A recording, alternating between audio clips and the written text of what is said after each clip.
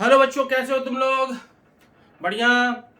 आज हम लोग पेयर ऑफ स्ट्रेट लाइन का नेक्स्ट वीडियो स्टार्ट कर रहे हैं, जिसमें हम लोग टॉपिक देखेंगे होमोजीनियस इक्वेशंस के बारे में। पिछले क्लास में हमने सेपरेट इक्वेशन और कंबाइंड इक्वेशंस के बारे में पढ़ा। जिन्होंने ये वीडियो नहीं देखा वो पहले वीडियो उसको देखें, फिर ये वीडियो को देखें। अगर वीडियो अच्छा लगे तो हमारे वीडियो को लाइक करें, कमेंट्स करें और अपने फ्रेंड्स के साथ सब्सक्राइब करें। तो आइए देखते हैं होमोजीनियस इक्वेशन क्या होता है। तो टॉपिक है आज का हमारा homogeneous equation. Homogeneous equation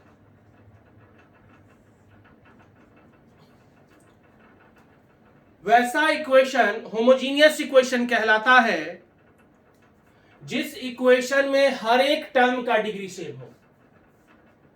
means an equation in which degree of all the terms are same।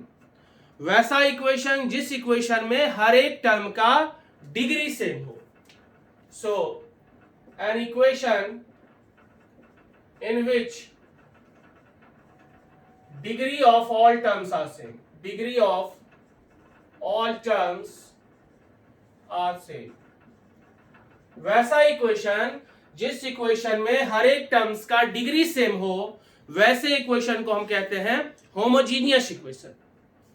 अब सवाल यह है कि डिग्री ऑफ टर्म का क्या मतलब? डिग्री ऑफ टर्म का मतलब क्या होता है? Degree of term.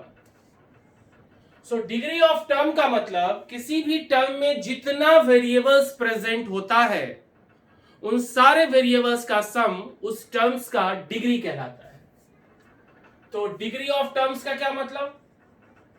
Degree of term means sum of power of variables, sum of power of variables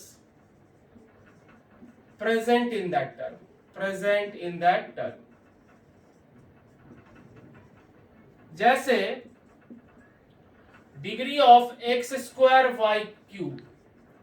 तो यहां इस टर्म में दो टर्म वेरिएबल है, एक एक्स और दूसरा वाई। तो एक्स का पावर कितना है 2 और वाई का पावर कितना है 3। तो 2 + 3 कितना हो गया 5। वैसे degree of X Y is equal to 1 + 1 which is equal to 2। तो किसी टर्म का डिग्री का मतलब उस टर्म में जितना भी वेरिएबल्स प्रेजेंट होगा, वेरिएबल्स के पावर का सम उस टर्म्स का कहलाता है डिग्री। और वैसा इक्वेशन होमोजीनियस इक्वेशन कहलाता है जिस इक्वेशन में हर एक टर्म्स का डिग्री क्या हो? सेम। ठीक है। तो एग्जांपल अब अगर हम देखें, ये तो हमने पढ़ा डिग्री ऑफ टर्म का मतलब क्या होता है। वैसे हमारा टॉपिक था होमोजीनियस इक्वेशन क्या होता है।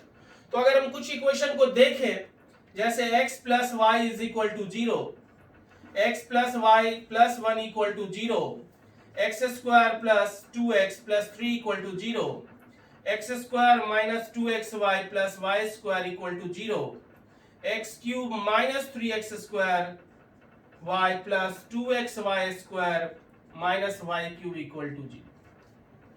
तो यहां पर हम लोग क्या देख रहे हैं? इसमें दो टर्म है, दोनों टर्म का डिग्री कितना है? 1। तो इसीलिए एक ऐसा इक्वेशन है होमोजीनियस। यहां तीन टर्म है, इसका डिग्री 1, इसका भी डिग्री 1 और इसका डिग्री 0, इसीलिए नॉन होमोजीनियस है ये। कैसा है ये? Non homogeneous. 2 डिग्री है, 1 डिग्री है, 0 डिग्री है, तो ये भी नॉन होमोजीनियस है। 2 डिग्री 1 + 1 2 डिग्री, तो ये भी इक्वेशन कैसा? होमोजीनियस। और इसको भी अगर देखा जाए तो ये भी इक्वेशन कैसा है? Homogeneous equation. तो होमोजीनियस इक्वेशन वैसा इक्वेशन होता है जिस इक्वेशन में हर एक टर्म्स का डिग्री सेम हो। अब सवाल यह है कि इस पेयर ऑफ स्ट्रेट लाइन में हम लोग होमोजीनियस इक्वेशन क्यों पढ़ते हैं, इसका क्या इंपॉर्टेंस है, ज्योमेट्रिकली ये किस चीज को रिप्रेजेंट करता है, उसके बारे में आप लोग देखते हैं। सो ज्योमेट्रिकली अगर देखा जाए,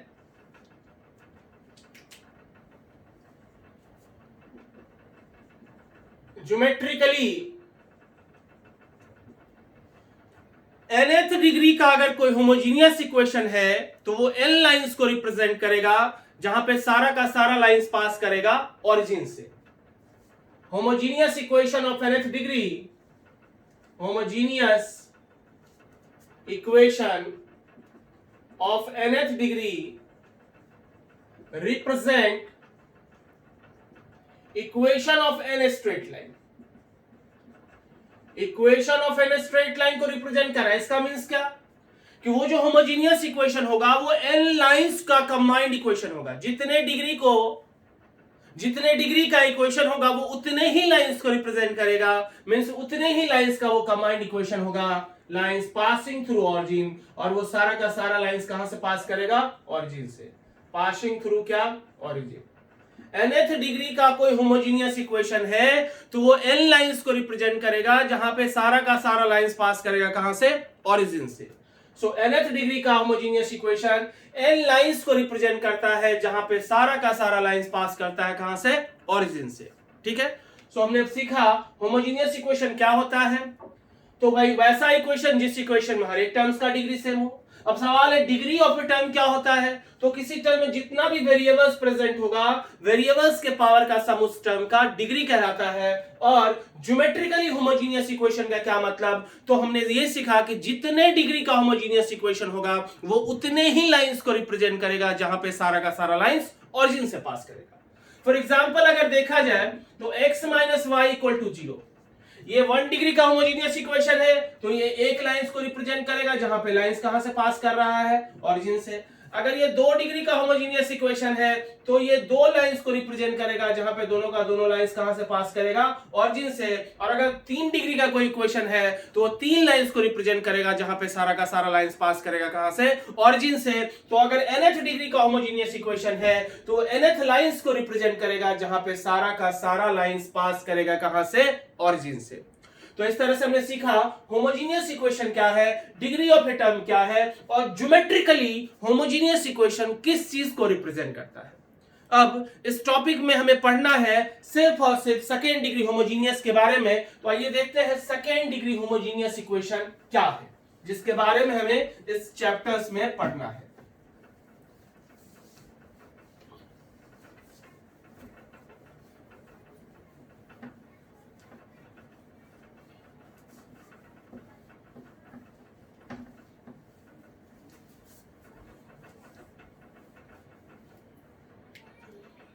तो नेक्स्ट पॉइंट है second degree homogeneous. Means homogeneous equation of second degree. Homogeneous equation of second degree. Second degree का होमोजीनियस इक्वेशन क्या होता है? हर इक्वेशन का अपना एक स्टैंडर्ड फॉर्मेट होता है. जैसे आपने पढ़ा होगा क्वाड्रेटिक का एक स्टैंडर्ड फॉर्मेट है, वैसा ax square plus bx plus c equal to 0 जहां a नॉट इक्वल टू 0. वैसे ही सेकेंड डिग्री होमोजीनियस का भी एक अपना स्टैंडर्ड फॉर्मेट है और वो फॉर्मेट कुछ ऐसा है ax square plus 2hxy plus by square equal to 0. ठीक है. ये सेकेंड डिग्री होमोजीनियस का स्टैंडर्ड फॉर्मेट है जहां a x स्क्वायर का कोफिशिएंट है, b y स्क्वायर का कोफिशिएंट है और xy जो टर्म है उसका कोफिशिएंट है 2h. तो यहां पर 3 टर्म्स है, तीनों टर्म्स का जो डिग्री है वो 2 है, इसलिए ये इक्वेशन होमोजीनियस है. और चूंकि सेकेंड डिग्री है इसलिए इस इक्वेशन का नाम है सेकेंड डिग्री होमोजीनियस. तो अब सवाल हमने तो पहले देखा भाई सेकेंड डिग्री होमोजीनियस है तो ये 2 लाइंस को रिप्रेजेंट करेगा और वो दोनों का दोनों लाइंस कहां से पास करेगा? ऑरिजिन से. तो आइए देखते हैं. मान लिया जाए एक लाइन है y बराबर m1x और दूसरा मान लेते हैं y बराबर m2x. क्योंकि ऑरिजिन से पास करने वाली लाइन का फॉर्म क्या होता है? y बराबर कितना? mx. तो यहां पर 2 लाइंस था तो हमने एक लाइंस का स्लोप मान लिया m1 और दूसरे लाइन का स्लोप मान लिया m2. तो इसको हम लोग फिर से अगर लिखें तो क्या लिख सकते हैं? m1x minus Y equal to 0 और इसको लिख सकते हैं m2x minus Y equal to 0. ये हमारा इक्वेशन 2 है और ये इक्वेशन हमारा थर्ड है. तो इक्वेशन 1 2 लाइंस को रिप्रेजेंट कर रहा है और जिस 2 लाइन को ये इक्वेशन रिप्रेजेंट कर रहा है उसी 2 लाइन का ये क्या है? Separate equation. तो ये 2 लाइंस को रिप्रेजेंट कर रहा है, मींस 2 लाइंस का क्या है? Combined equation. और ये 2 लाइंस का क्या है? Separate equation. फिर से इस दोनों को मल्टीप्लाई करते हैं. इक्वेशन 2 और 3 को अगर हम मल्टीप्लाई करें तो फिर से कंबाइंड इक्वेशन कुछ इस तरह से आएगा m1x माइनस वाई इंटू कितना? m2x minus Y is equal to 0 और मल्टीप्लाई करेंगे तो m1 m2x square minus m1xy minus m2xy plus y square is equal to 0, और ये हो गया m1 m2x square minus of m1 plus m2 into xy plus y square is equal to 0। ये हमारा equation number 4। तो हमने ये माना था सेकेंड डिग्री का स्टैंडर्ड इक्वेशन, सेकेंड डिग्री का होमोजीनियस का स्टैंडर्ड फॉर्म। तो ये दो लाइंस का कंबाइंड इक्वेशन है, क्योंकि ये 2 डिग्री का होमोजीनियस है। तो उस दो के लिए हमने ये दोनों सेपरेट माना, फिर इस दो सेपरेट से हमने फिर से कंबाइंड किया। तो इक्वेशन 4 2 और 3 का कंबाइंड इक्वेशन, इक्वेशन 1 2 और 3 का कंबाइंड इक्वेशन है। तो इक्वेशन 1 और 4 दोनों क्या हो गया? Identical equation. क्या हुआ? दोनों आइडेंटिकल इक्वेशन, क्योंकि 1 भी 2 और 3 को रिप्रेजेंट कर रहा है, मींस 1 भी 2 और 3 का कंबाइंड इक्वेशन है, और इक्वेशन 4 भी 2 और 3 का क्या है? कंबाइंड इक्वेशन है। तो अगर हम दोनों इक्वेशन को आइडेंटिकल करें तो कोफिशिएंट का जो सेम टर्म का जो कोफिशिएंट होगा उसका रेशियो प्रोपोर्शनल होगा, मींस क्या होगा? a upon m1 m2 is equal to xy का कोफिशिएंट कितना है? 2h, तो 2h अपॉन यहां पर xy का coefficient minus of m1 plus m2 is equal to y square का कोफिशिएंट है b, सो b अपॉन यहां पर कितना है? 1। अब हम इसको और इसको इक्वेट करेंगे तो यहां से m1 प्लस m2 आ जाएगा, and that will be equal to minus 2h by b। और जब इसको इसको इक्वेट करेंगे तो यहां से m1 इंटू m2 आ जाएगा, दैट इज इक्वल टू कितना? a by b। सो हमने क्या देखा? हमने देखा कि अगर इस इक्वेशन को, क्योंकि यही इक्वेशन हमारा बेस इक्वेशन है, हम जो भी कैलकुलेशन कर रहे हैं होमोजीनियस के लिए सेकेंड डिग्री के लिए वो इसी इक्वेशंस को रेफरेंस मान के, तो अगर हमारा सेकेंड डिग्री का homogeneous equation ax square plus 2hxy plus by square equal to 0 है, तो हमने क्या देखा कि भाई सबसे पहले तो वो दो लाइंस को रिप्रेजेंट करेगा, वो दोनों का दोनों लाइंस कहां से पास करेगा? ऑरिजिन से, और जिस किसी भी दो लाइंस को रिप्रेजेंट कर रहा है उस दो लाइंस के स्लोप का सम हमेशा माइनस 2h बाय b, हमेशा माइनस 2h बाय b, और प्रोडक्ट a बाय b के बराबर होगा। तो ये सेकेंड डिग्री का होमोजीनियस इक्वेशन जिस किसी भी दो लाइंस को रिप्रेजेंट करेगा वो दोनों का दोनों लाइंस ऑरिजिन से पास करेगा, और उस दो लाइंस के स्लोप का सम हमेशा कितना के बराबर होगा? माइनस 2h बाय b के, और प्रोडक्ट कितना के बराबर होगा? a बाय b के। ठीक है, इतना समझ में आ रहा है? चलिए आगे फिर देखते हैं, इसको नोट किया जाए।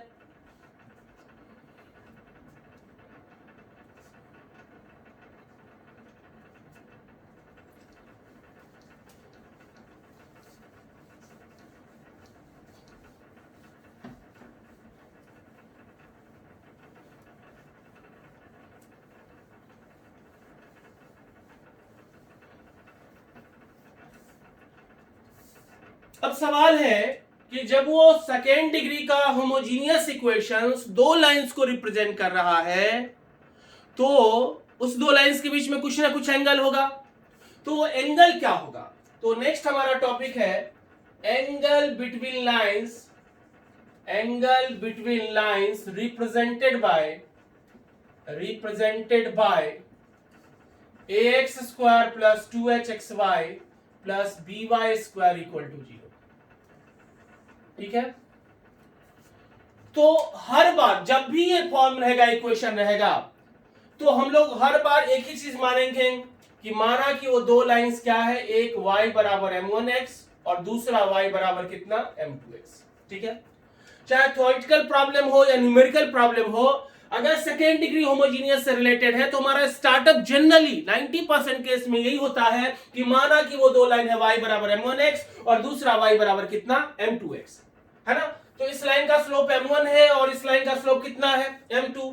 अब अगर इसके बीच का एंगल, और जैसे ही हमने इसके बदले m1x और m2x माना तो ये हमें पता है कि m1 प्लस m2 कितना होगा? माइनस 2h बाय b, और m1 इंटू m2 कितना होगा? a बाय b के बराबर।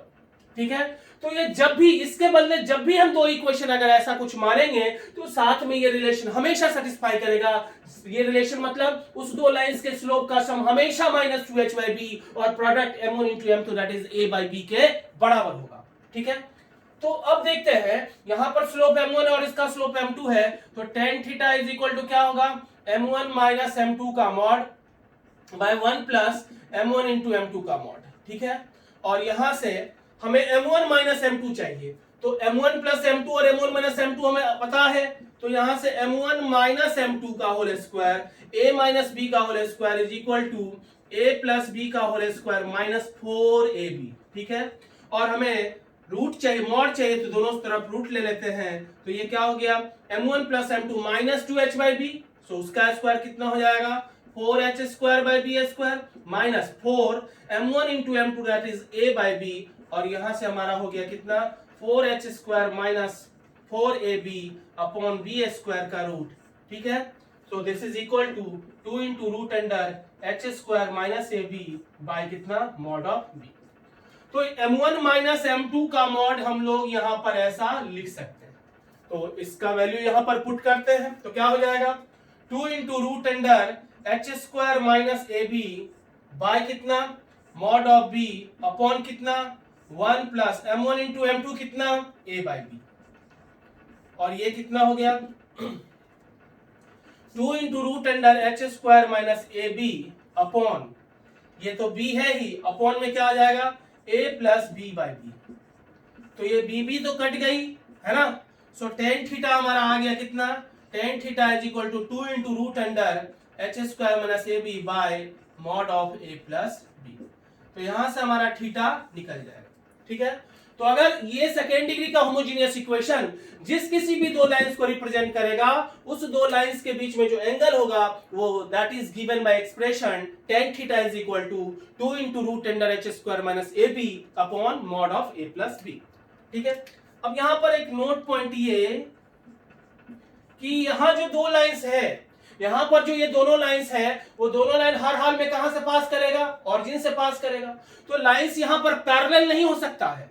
यहां पैरेलल कहने का मतलब कोइंसिडेंट, तो फॉर कोइंसिडेंट क्या होगा फॉर कोइंसिडेंट, कोइंसिडेंट का अगर बात करें तो h square is equal to A B, और सेकेंड फॉर परपेंडिकुलर क्या होगा परपेंडिकुलर के लिए थीटा 90, तो tan 90 क्या होगा अनडिफाइंड, तो डिनोमिनेटर भी अनडिफाइंड, तो सॉरी राइट साइड भी अनडिफाइंड, तो उसके लिए डिनोमिनेटर क्या होगा 0, तो a प्लस बी बराबर कितना 0।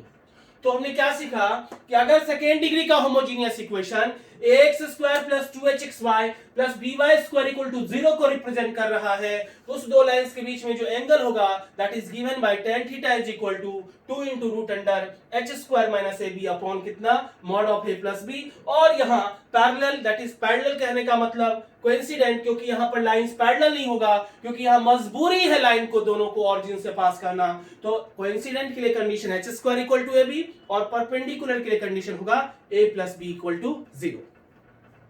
उम्मीद करता हूं आप लोगों को वीडियो अच्छा लगा होगा। अगर वीडियो अच्छा लगा होगा तो आप इसे लाइक कीजिएगा, कमेंट कीजिएगा, अपने फ्रेंड्स के साथ शेयर कीजिएगा, और अगर आपने चैनल को सब्सक्राइब नहीं किया है तो जरूर सब्सक्राइब कीजिएगा, ठीक है। अगले वीडियो में हम लोग इससे related separate equation, combined equation और होमोजेनियस इक्वेशन से रिलेटेड कुछ प्रॉब्लम्स को देखेंगे और फिर आगे बढ़ेंगे। तब तक के लिए थैंक यू।